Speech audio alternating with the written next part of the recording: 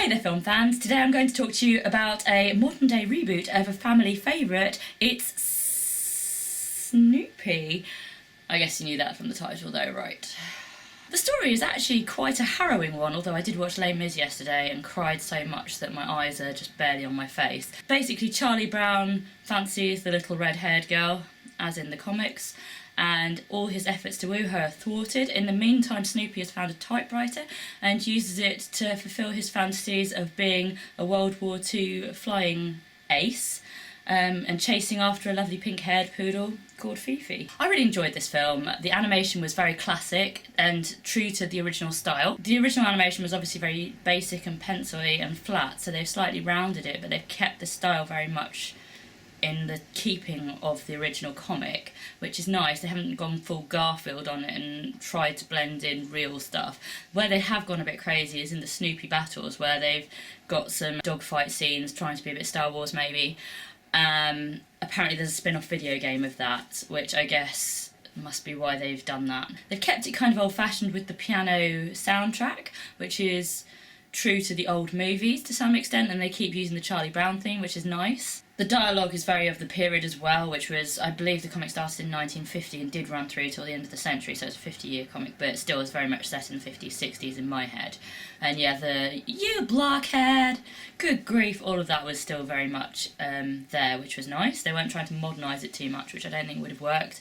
I think would have upset old fans. It was nice as well because some of the characters that were featured were actually from very early strips and weren't featured very much in later strips.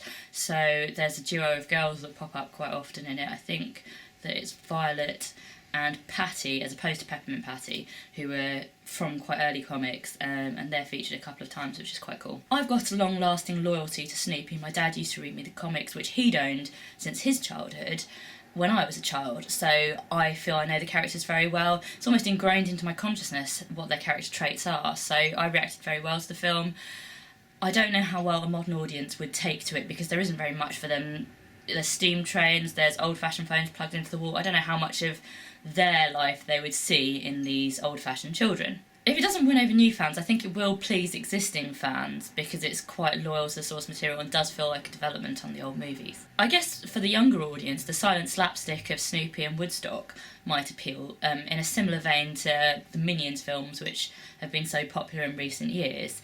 So it's something that evidently works well. Also the Shaun the Sheep movie that came out, was it this year?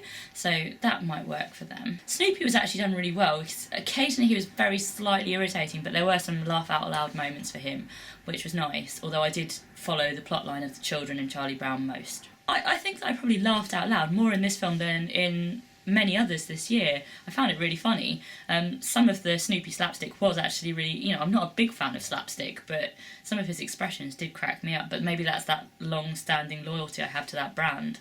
I didn't actually realise I was as big a Snoopy fan as I felt coming out of this film. Occasionally I was a bit concerned that a 4-strip comic might find it hard to be transferred to a feature-length movie, and occasionally there were these short gags, mostly again with the slapstick, that played out and then weren't really connected to the plotline, and sometimes it was a bit ADD. That said, I guess it's good for people like me with short concentration spans. Oh look, an elephant! I think there's been some criticism that the film's too tame and that it's not edgy enough, but at Christmas sometimes that's just what you want. I didn't find that was a problem. I was quite upset for Charlie Brown quite a lot of the movie. He has a hard old time, poor old Chuck. The plotline was coherent and followed on nicely. The characters were well drawn, literally, multifaceted. There was a nice take-home message. It has been a great year for animation, as my buddy Bing Bong will verify, but I just think this has been the cherry on top. But what did you think? Let me know in the comments, and do remember to subscribe to my channel.